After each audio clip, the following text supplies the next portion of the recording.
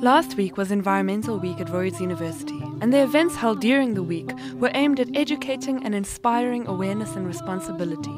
On Sunday, Rhodes Environmental group Roux Green organised a relaxed day of music at the Botanical Gardens. They were raising funds for the Masehlule recycling project before the annual Green Fun Run. So I was trying to get people to be sort of more aware of the environments like around them. And I think it's all about sort of watching your actions and like being sort of like sustainable in it. Alongside acts such as The Bad Hands, Msaki and Danielle Bowler, Bruce Haynes, the founder of student society Common Ground, shared his poetry with the audience. I found myself in a position where I wanted to write a poem, but I didn't have any paper or a pen, but I had a permanent marker and I had a t-shirt. So I thought, well, let me write it on the back.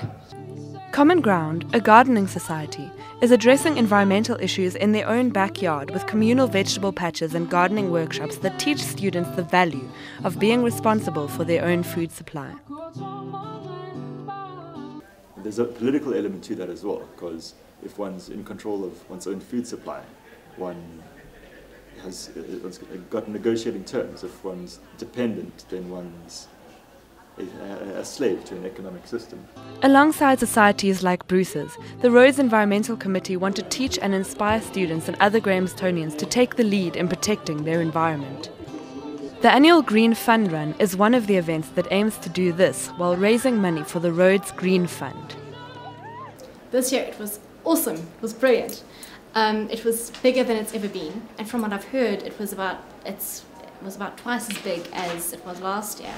Bruce, who founded his gardening society at Rhodes last year, feels that students have the potential to solve environmental issues.